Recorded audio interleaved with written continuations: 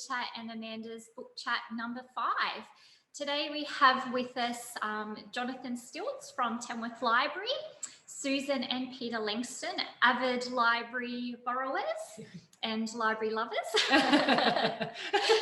And we'll be discussing what we're currently reading and book recommendations. So we're just going to start with Jonathan. We'll just get you to introduce yourself, Jonathan, and tell us why you read. Okay, I'm Jonathan. I work at the library with Ita and Amanda, so lucky me. I work in the new STEAM and literacy unit, so I'm really going to have to get myself up to speed with literacy, which is always good when you're a librarian reading books. I like to read for escapism, so I don't like reading things like The Slap that are about things that are a bit too close to home in terms of setting and time. I like to read something that's got absolutely no connection to my everyday life at all, so I can just completely lose myself in it. So, and yeah, for entertainment, of course, as well. But I don't have an awful lot of time for reading because I've got a lot of young kids. So I used to be an avid reader, and these days I'm reading, but it's taken me an awful long time to get through a book. I have stuff at Tamworth Library where, because I'm staff, I can keep renewing stuff, and I held on to it for ages, trying to finish it in my lunch breaks. But I'm getting there. Good. And that's me. Excellent. Well, thanks for joining us today, Jonathan. I know that, thanks for having me. I definitely read for escapism as well, and I know that that's another reason why Ita reads. So education as well. Yeah, and self-improvement sometimes. Yeah. So did you want to start by telling us what you've been reading, Ita? Okay, so I've just finished in the car on the way to work, The Last 7 Minutes of the Dressmaker. And I know Jonathan has been reading that as well. Have you finished yours, Jonathan? I finished it about half an hour ago. Oh, okay, cool. So yeah, and I finished it on my way to work, so it's very fresh.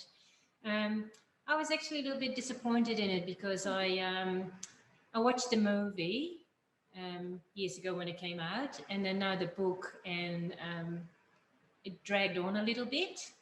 It wasn't too many descriptions for my liking, and because I saw the movie first, it wasn't my imagination, it was I saw those people. So yeah, I was a little bit disappointed in it, but I still wanted to read it because I wanted to know. I've forgotten what happened in the movie, so I wanted to know what happened, and I think in the movie it would work really well, but in the book it was sort of a little bit flat. Yeah. So I watched the movie as well. Yeah. And the main theme, I guess, was around the beautiful costumes. Yeah. Was that the costume description in the book? Yeah. Like the movie?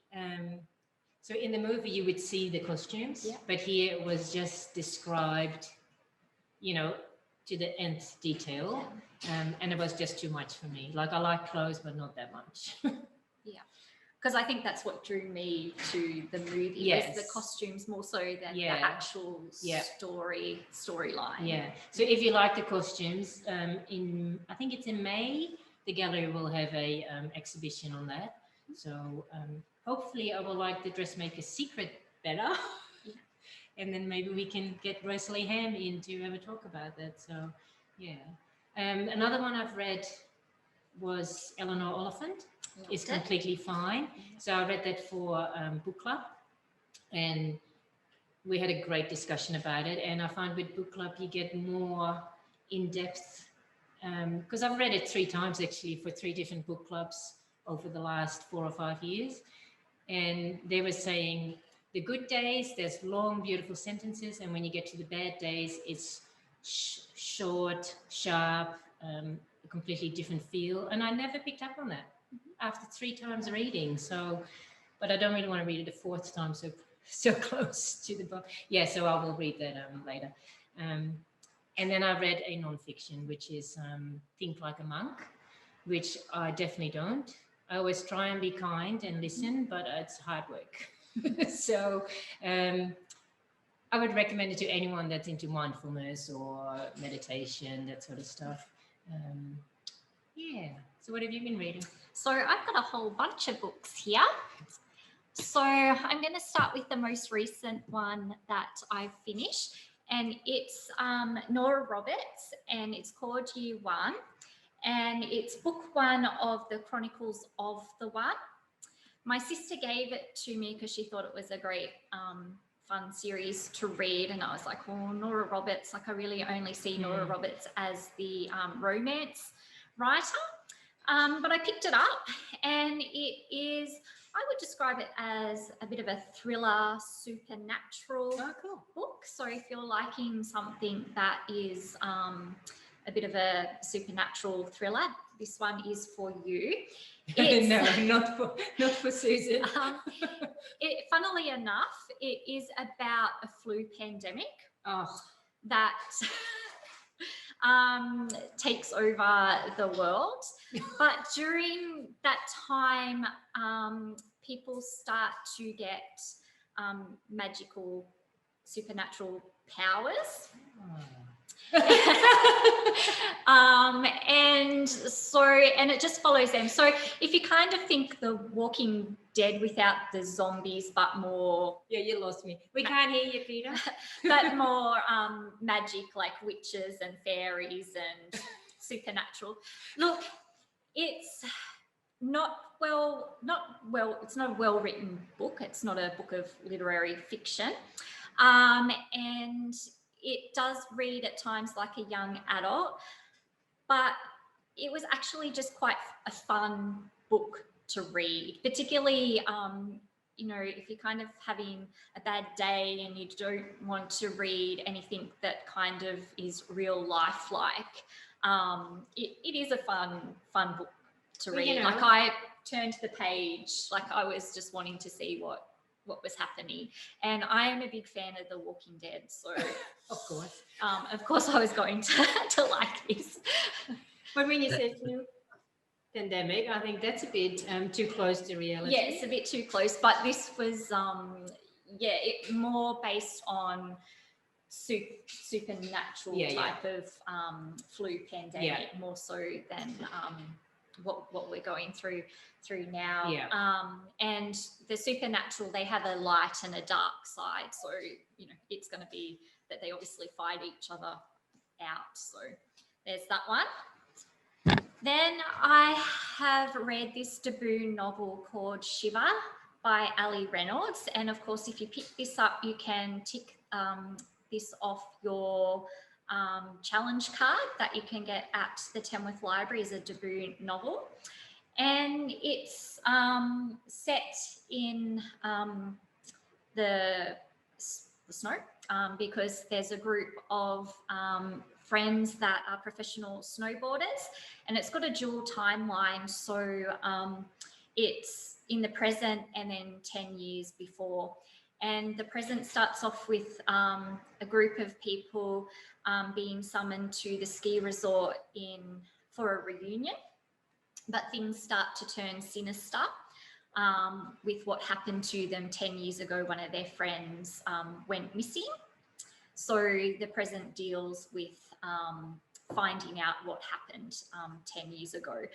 Besides the snowboarding analogies, I thought it was really fun because I didn't know what some of those snowboarding terms meant. But it was described really good that I actually thought I was there. So it's a thriller. And if you are a fan of the British thriller writer Ruth Ware, you will like this one. I thought it was a good debut novel, and it's written really well for a first novel and a thriller fiction as well. So I would recommend that one. Then you've had too much time. I've picked up Firefly Lane. So this is by Kirsten Henner, and it's a coming of age story that's set again in dual timelines. So it's in 4 parts, and it starts from the 70s and works its way up to the 2000s.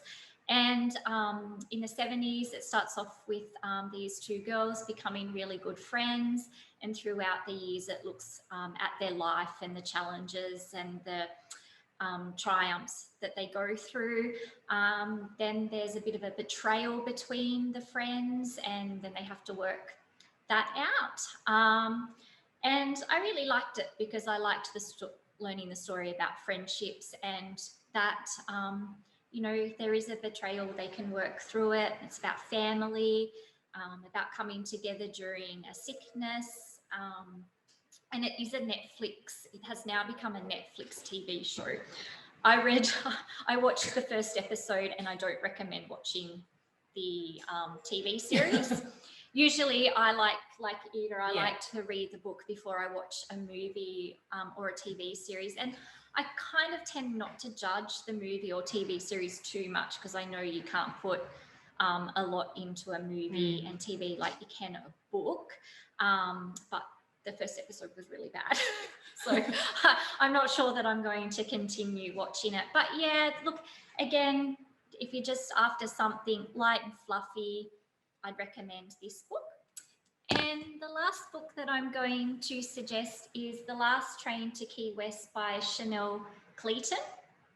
And it's set in the 1930s, and it's about the horrific hurricane that went through Florida. And it wiped out all the veteran camps that the government developed when they all came back from the war. And they didn't think that the hurricane was going to hit them, but it did, and it was one of the worst hurricanes of America. And what I liked about it is it was actually told from the perspective of 3 women, and they were all very strong characters, and they were in circumstances. One was in a domestic violence relationship. One had been a socialite in Cuba, but it was the change of government where if you had liked the person in power at the time, your family was kind of silently removed. And so she married a gangster to get out of that. And then there was a New York socialite who had come when Wall Street crashed and they'd lost all their money. So she'd also married a gangster, but was coming down to Key West to find her brother who was in the veteran camps. And they all come together in some way or another. But I really liked it because it showed the power of these women despite the circumstances that they saw themselves in. So I've read all Chanel Clayton's ones, and they're all based in either Cuba or Florida. And yeah, she's a really good writer, so I'd recommend that one as well. Who would you recommend that one to? Somebody that is just after maybe historical fiction, people of historical fiction.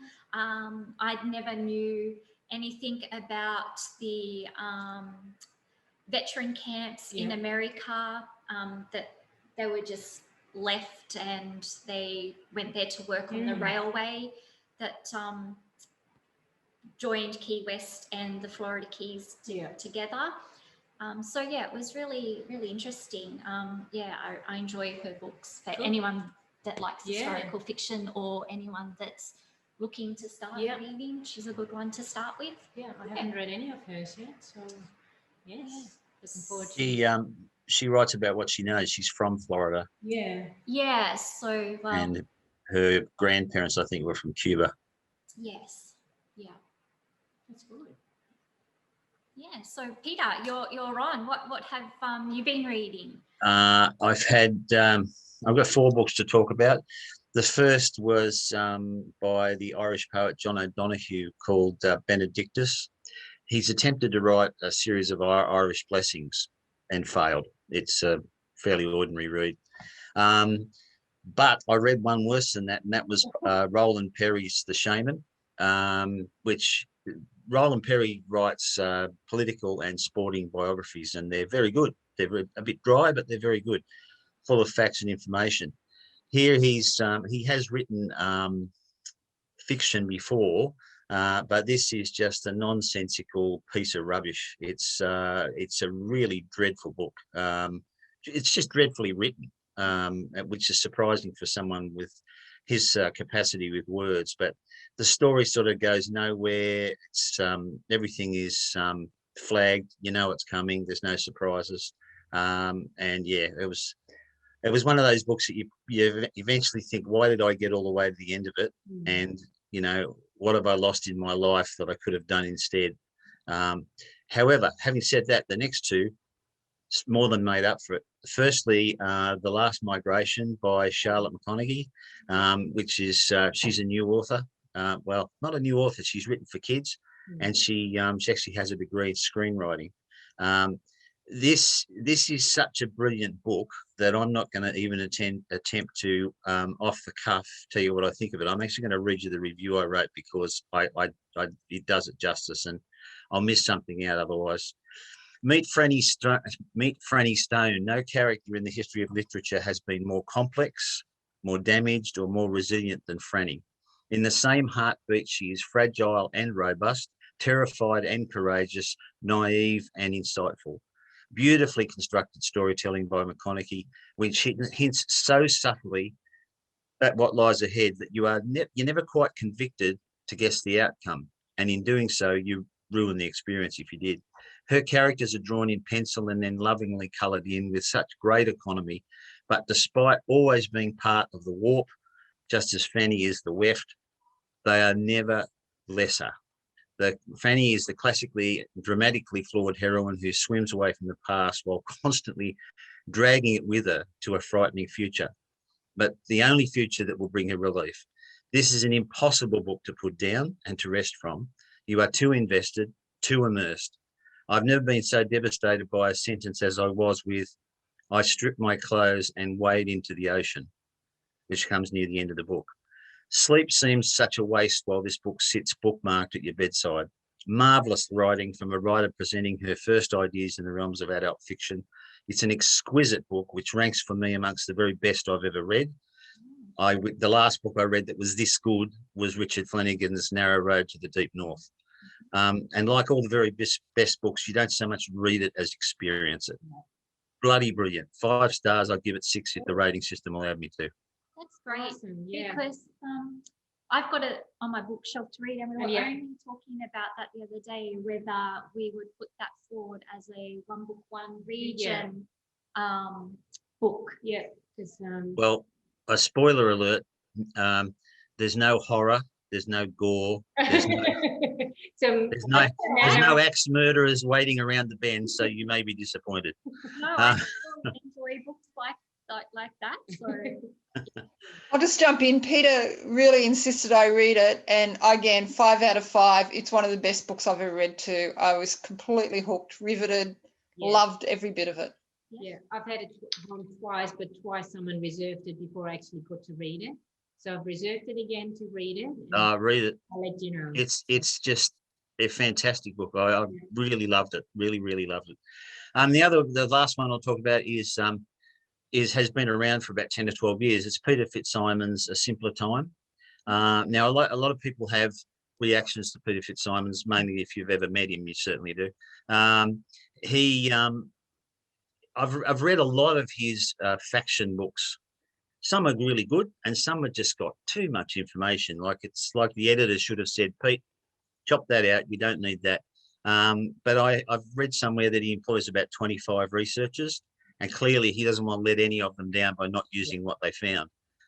This is different. This is him writing about growing up on Pete's Ridge, just north of Sydney, at their family farm called Wind Hill, which his mother and father basically carved out of a bit of bush. Very humble background, very humble beginnings. They scratched and saved every dollar they had to be able to send the kids off to private schools. They believed that was the way to go. I think mainly the influence of a mother's family who were from the North Shore and well-heeled. The interesting thing about it is he tells the story in the first person present. So he's telling it as a 6-year-old, 7-year-old, 8-year-old, 9-year-old boy. He's not going back and thinking, oh, mum and dad did that because he now knows it. He's telling it as though he is there at the time as a boy. That was a really interesting approach. But as interesting as that was, it's at the end of the book, the part that he calls the epilogue, which is several chapters.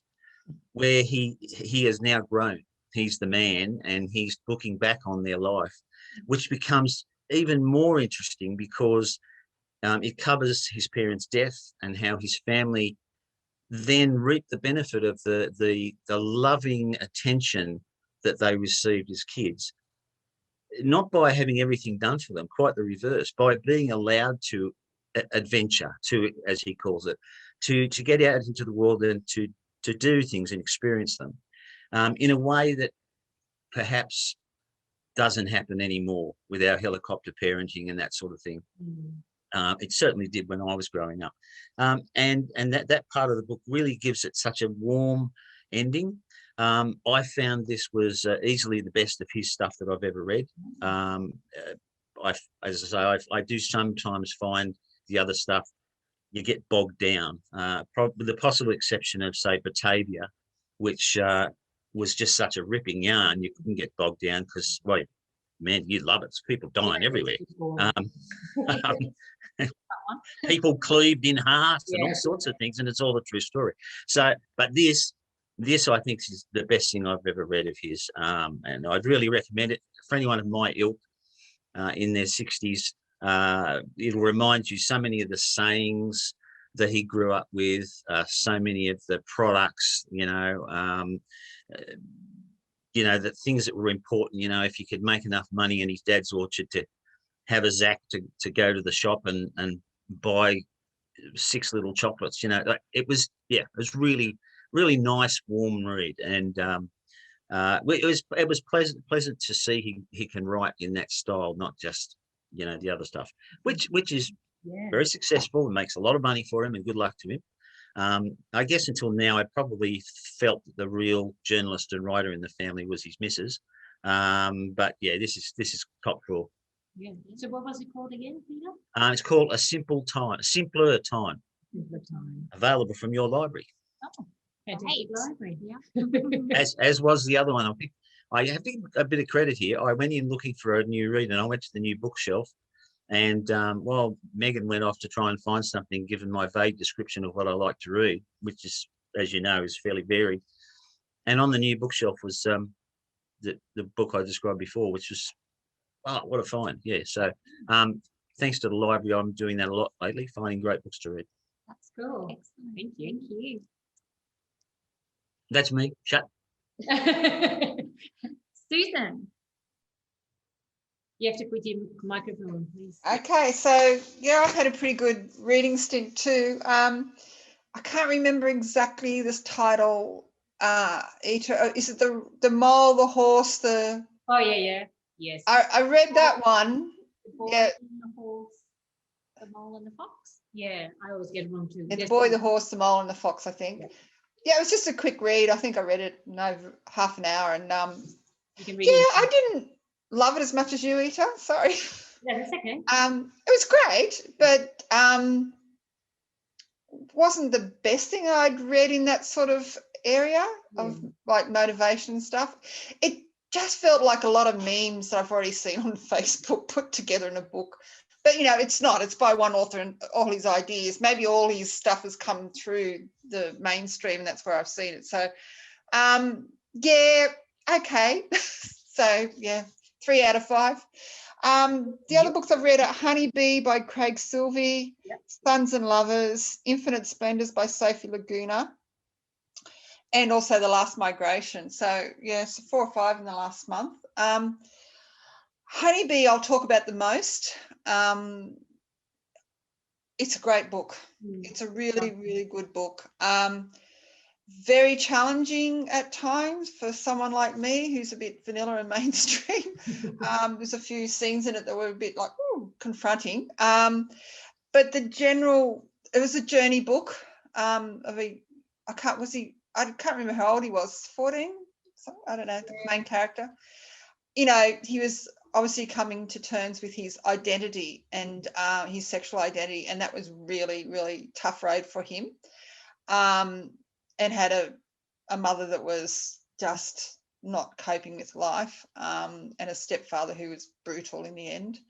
So, but as hard as it was, and I did love it, you were really supported by great writing. Mm.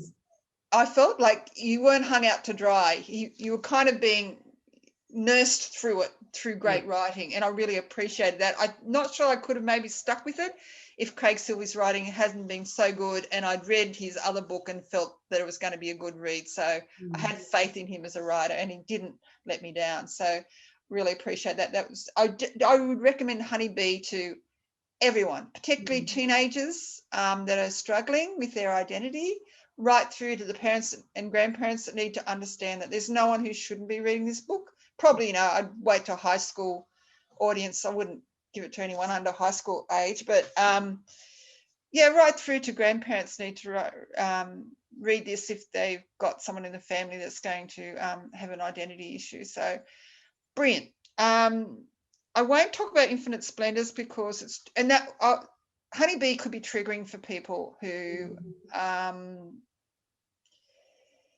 had some bad experiences growing up with stuff happening to them. So I wouldn't recommend it to everyone. If you have sensitivities in that area, I just think I'd avoid it.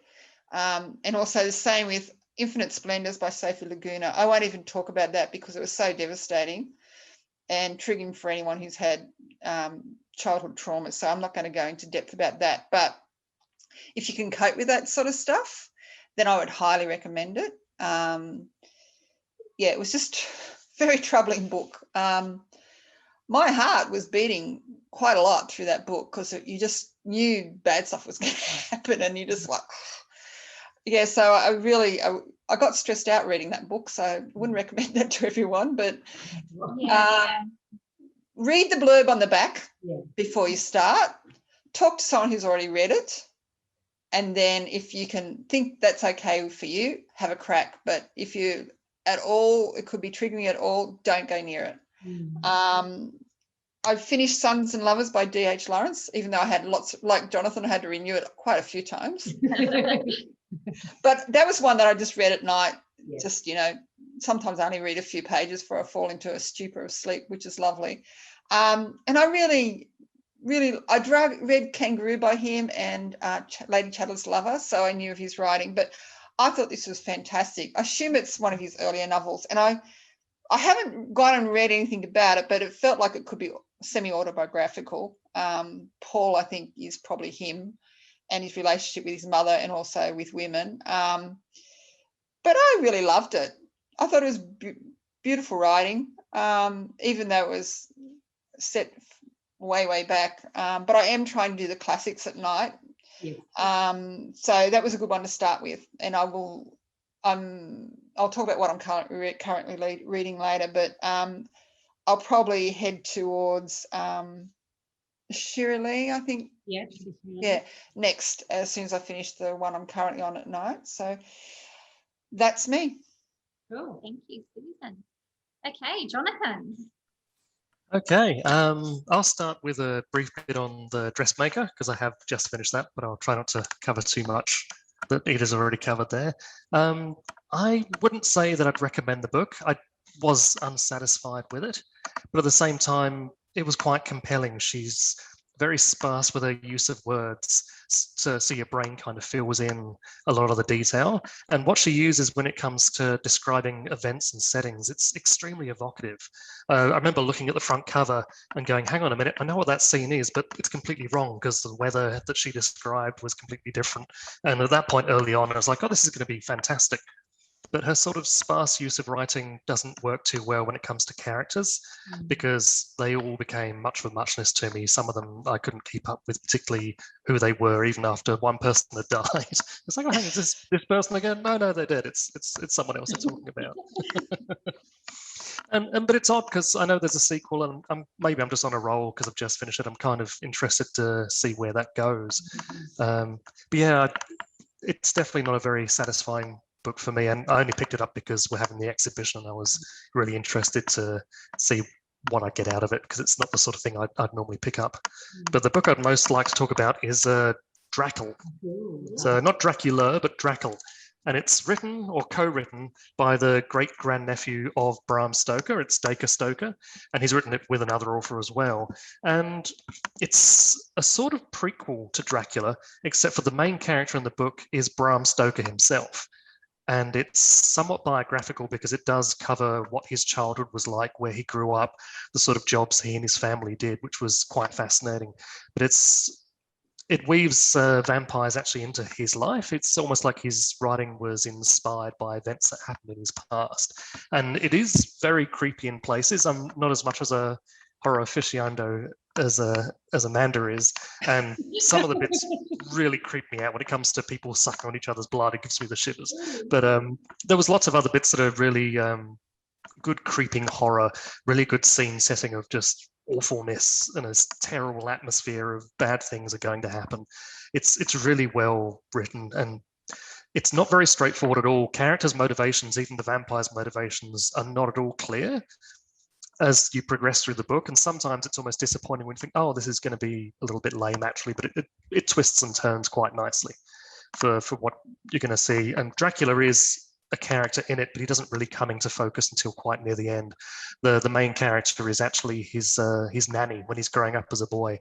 There's a lot of childhood trauma in here that she causes, which is pretty unsettling stuff. But as the book progresses, he grows into an adult, and you sort of see him dealing with that trauma and trying to come to terms with it, because it's not exactly child abuse per se, because his nanny is a horrific figure, but she's a vampire, so there's already something really strange going on there, and he strangely comes to terms with it in a weird way and has quite a loving relationship with her as he becomes an adult, which is hard to reconcile. And so I definitely recommend it. It definitely had me hooked, even though it took me like 6 months to get through it. Every time I picked it up, I was completely gripped, absolutely gripped. And I was in the lunchroom sometimes I'd just be going, wondering what's on earth's wrong with me. So you wouldn't read it at night? No, I did have it at home, and I decided probably that's not a good idea. It's fair to say that the book got its fangs in you. Absolutely.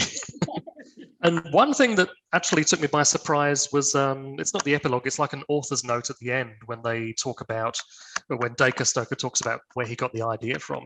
He has full access to Bram Stoker's estate, so he's got lots of notebooks and things that have never seen publication.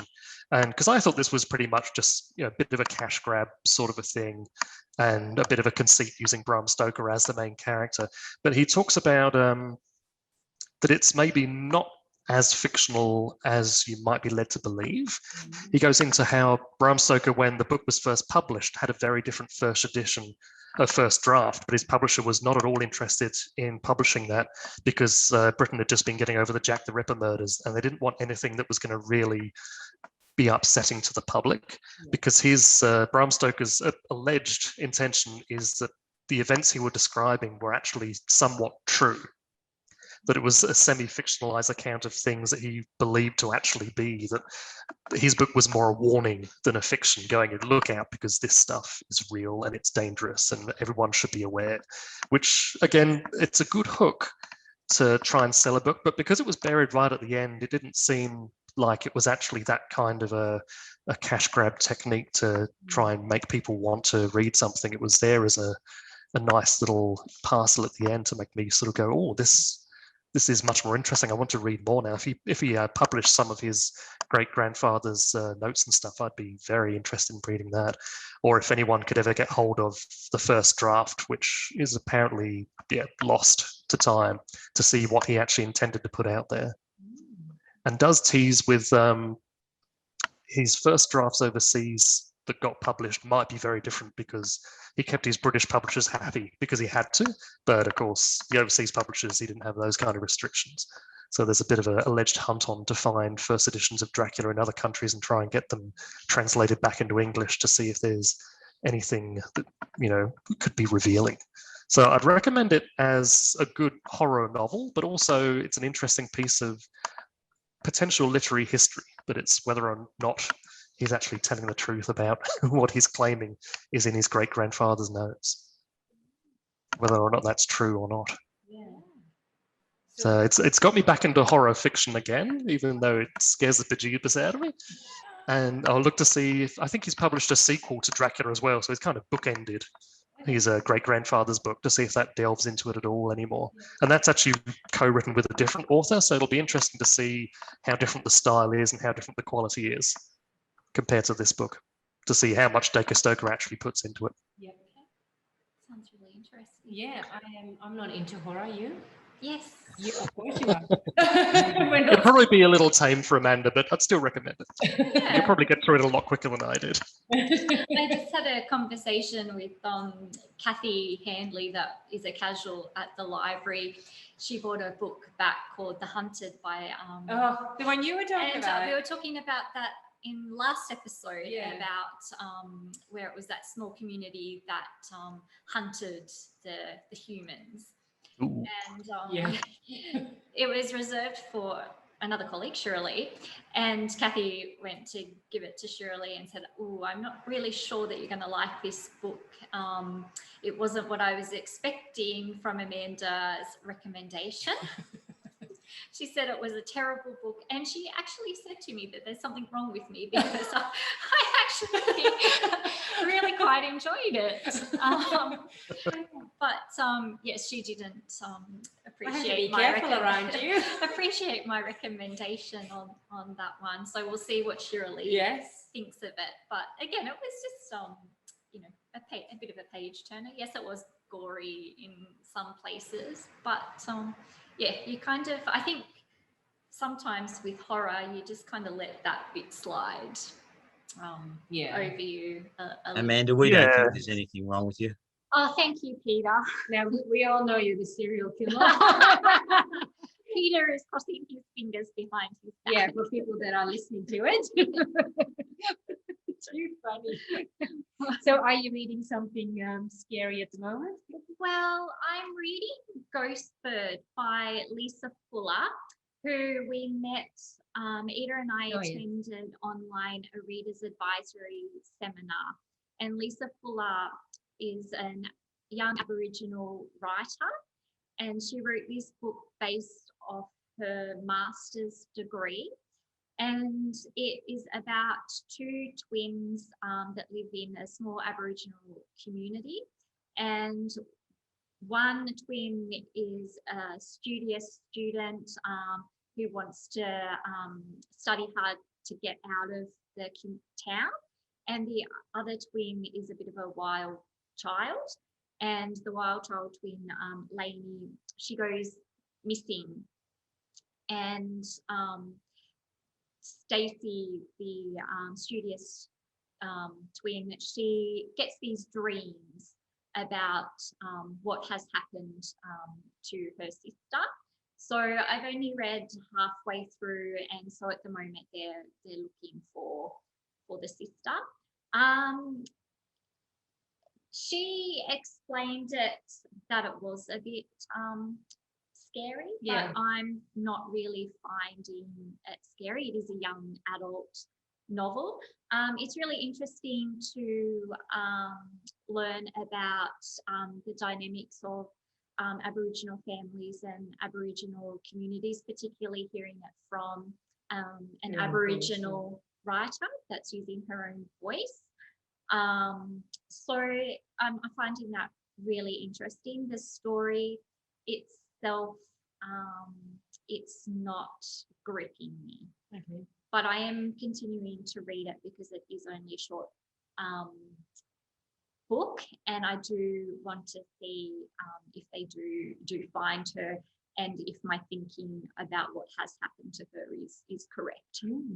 It's interesting because I have that on my desk to read after, we went to the same meeting, and the way that author explained it, she really gripped me. I thought, oh, I need to read this. And of course, Amanda's not finding it scary, but I probably will because I don't read scary books. Yeah. So I'll read it and I'll let you know next month what I think of it. I think when you say scary, for me, it's not scary to the reader, but the twin that's having the dreams. I think that's scary for her because she's reliving through those dreams what has Yeah. happened to her sister, which is obviously quite, whatever happened to her sister is quite alarming and quite scary. Yeah. But to the reader itself, Yeah. I don't think it's a scary book. Right. I'll let you know. Yes. I'm going to pick it up because, like you said, it's a young adult and not so big, so I can fit that in, I think. I'm actually reading a big one at the moment, and it's one of the reading challenge squares, so I can pick that off. It's a staff pick. Actually, Tanya Hislop talked about it last time when we had a Ben Elton book, so I picked it up from Julian's little staff pick. What do you call it? Cubby house? Yeah. It's Ben Elton's Identity Crisis, and it's a satire. And Tanya Hislop had said that it was very funny. She likes British humor and stuff, but for me, it's very close to the bone because it talks about the Me Too movement. It talks about, gender identification. It talks about Brexit. It talks about the Russian people, well, the Russian sort of, what do you call those people? KGB? Yeah, sort of like that. Like the Russian mafia. How they are influencing politics, not just with Trump, but in England. So it's very interesting, but I think some bits could actually happen. It's not just satire, it is very close to the bone. It's very interesting, but I'm not finding it funny. Yeah. Some bits I think, that's a bit off kilter, but it's very interesting. So I really want to finish it and see what actually happens. It also has last time you talked about this book that was in a television series, one of those reality TVs, the two sisters. Yes, with the chicken Nina sisters. Amanda. Yes. Yeah. Well, this one also is set in, has a part in a reality TV. So it's very interesting. So I would recommend it to anyone. Well, actually, I learned a lot about the gender fluidity. So, there's so many genders now. So anyone that wants to be a bit more up to date with anything that's going on at the moment, the Me Too movement, the Brexit, even though it's satire, it's I would recommend to anyone. It's interesting. So we're going to invite Julian next time so he can tell us about it, why he put it on his staff pick shelf. He was a bit nervous to come today. So yeah, he's running out of He's running out the door. Are you reading anything, Jonathan? Because you said you don't have much time to read. I'm in the middle of, I get a lot of recommendations off of people that come into the library. Sometimes I return a book and go, this was the best book I've ever read in my life, and go, right, I'm going to put that on my list of things to read. So at the moment I'm reading a book called The Poison Garden, which I can't tell you the author because I don't have it to hand, which reads to me slightly like, I don't want to say trashy romance, but it seems like a very basic romance novel, except for there's a very unsettling element where she's realized her husband's been cheating on her for a long time, but also that he's been basically gaslighting her for a long time. He's trying to make her believe that it's all in her imagination. Yeah. And that there's also other things. I'm only partway through. She sort of runs she's not exactly a chemist, but she has home remedies and things like that. And he's trying to convince her that maybe she's been poisoning people, that some people have gone missing or have died recently because of her. And she doesn't believe a bar of this, but then once she's kicked him out of the house, where she actually does all these things as well, she goes into her rooms and realizes that some things are out of place, but she's the only person who has access to this equipment, and she's starting to question herself. So, which is why I mean by the gaslighting, because she's really now uncertain as to her own perception of reality. And so even though it's got that sort of trashy novel background, I think it's to sort of lull you into a false sense of security about where the book's going. And yeah, I'm absolutely gripped. I've got to find out what's going on with her and if he's just a very straight up manipulative person or if there's something deeper going on. Because even if what he says is true, he's still an awful person. But it's like maybe she's got issues as well, and I just don't know. So I'm fascinated to see where that goes, and that seems very relevant to current issues as well with the whole gaslighting thing, which seems to be becoming more and more commonly perceived as something that men do and that politicians do and people do in general, and that it's not actually an unusual thing, even though the term goes back, I think, to a play called Gaslighting from 100 years ago. It's still very much something that's been going on a long time. Yeah, yeah, for sure. So I'll be interested to see how that goes. I hope it goes better than The Dressmaker, because it's another one of those books which I wouldn't ordinarily pick up and read, but so far it's got me gripped. Yes. And hopefully it won't take me 6 months to read it. Excellent. Susan. Okay. Oh. My current book, just gotten past the halfway point.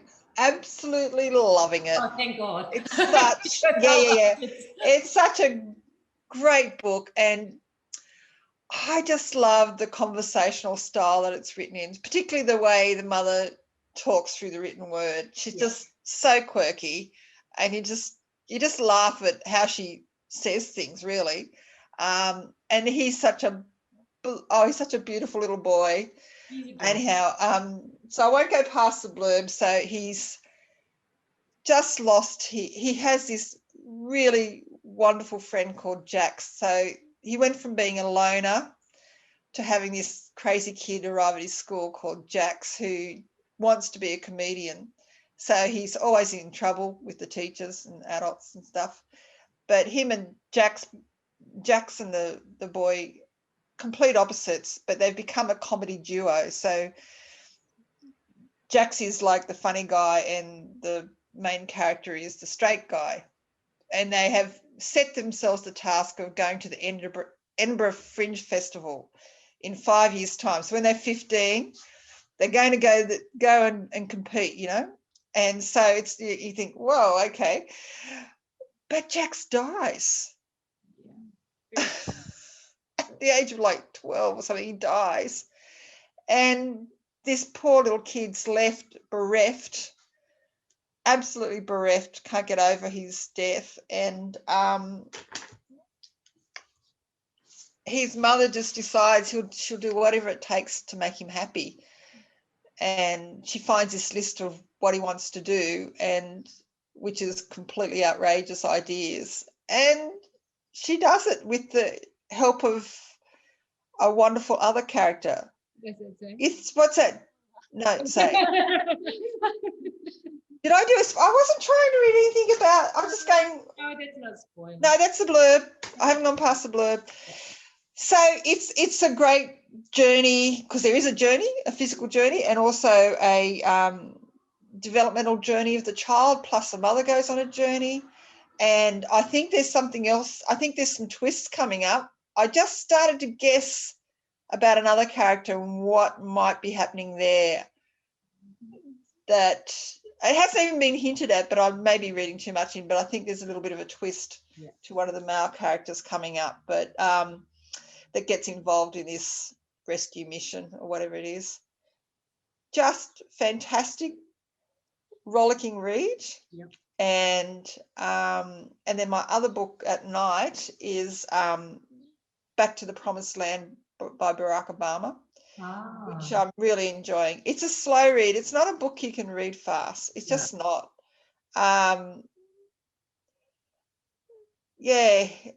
It's very well written. He's a really good author. I've read another book of his, The Dreams of My Father.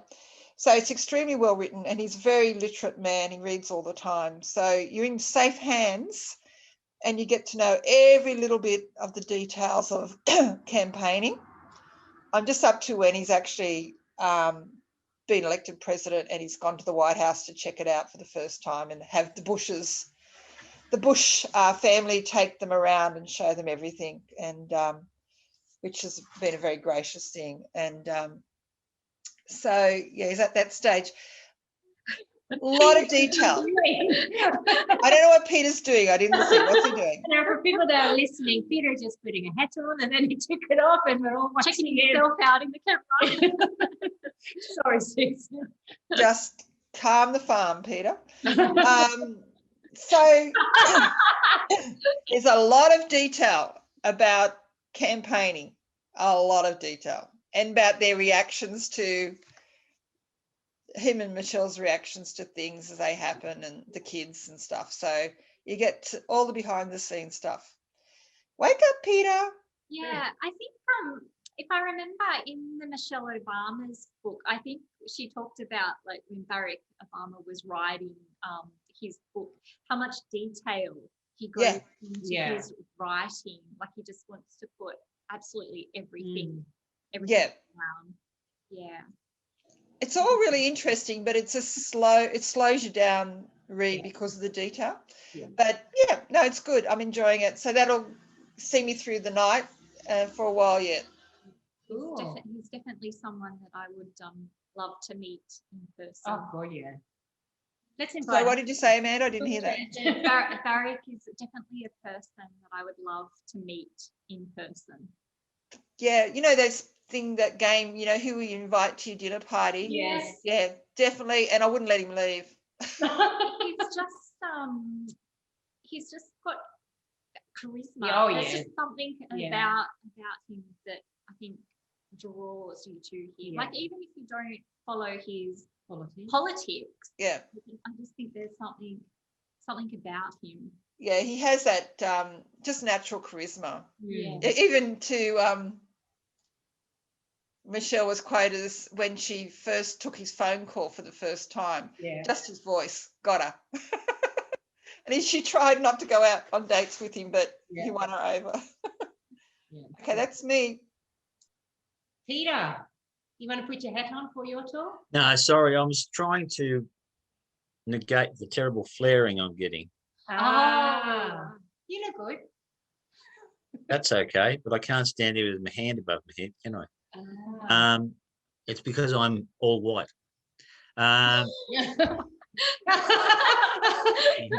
For listeners, Susan just put on, I don't know what that is. A dragon? A frog head or a dragon? We can't hear you, Susan. You're turned off. It's a Loch Ness monster hat that I got in Scotland. Oh. Okay. I love it. Right. Therein lies a very funny but very long story that doesn't belong to this forum. I'm currently reading 142 Ostriches by April de Villa, another new author. I think a younger author from the way the book reads. I won't say too much because I'm looking forward to reviewing it, but it's a different sort of read. The story has gone in directions I didn't envisage. It's essentially a broken family type story. So it's about how a family gets broken up, the resilience of several of its members to keep going, and those that sort of go down a path of being unreliable and sort of drug addicts, whatever. They never really come back. They drop back for a while, but they always go back to their own ways. And the responsibility that gets cast on one girl in her 20s, late 20s, when she didn't really want it, when she was trying to run away, but her grandmother dies and she sort of feels like she has to take on the responsibility. And you sort of start asking yourself the questions, did grandma know that when she saw that she was at the end of her life and, this was the only way that the girl was going to settle down? Don't know. But yeah, good read. It's, it's not Hemingway, but it's a pleasant book. So how come you picked that one up? Same thing. Walked into the library, went to the new bookshelf, read the blurb and ran for the door. Yep. Cool. Yeah, next time I'll try and borrow it. Well, check your card. All right. Well, thank you, Jonathan and Susan and Peter, for joining us once again. Did you make a list of books to pick up next time? Yes, Sue makes our list. Oh, good. I haven't. done. I always have to listen to the recording and then I'll write them all out because, I just need to listen first. Yeah. All right. Well, our next meeting will be on Wednesday, April 21 at 11 a.m. So come along with your questions and your book chats. And don't forget that you can sign up for our book chat blog for the list of books that we have discussed today. And you can also subscribe to our podcast, which is available on Google and Apple Podcasts. So yes, please do that, and you can listen to us while you walk down and have a look at the floodwater. Yes, I listen to us in the car, so I know what we've actually discussed, and then I can write the blog. And Hey, can I encourage anyone watching this at a later date? Sue and I are not here because we're experts. We're not here because we're paid performers. We're not the people on the left of the screen are the experts. We're just here because we like books. And so could you be. All you have to do is just click on the Zoom link and join in. And gee, it'd be nice to have a whole screen full of people giving their ideas. Yes, yeah. I know my book list is so massive after these little meetings. Just when I feel like I'm getting down, it just goes right back up again. Yeah, for sure.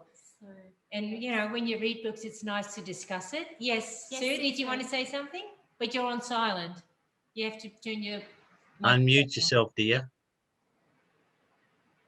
Unmute. We can't hear. Yeah, sorry, I thought I'd done that. I must have clicked on something else. It's the right time to jump in and get a reading challenge sheet. Yes.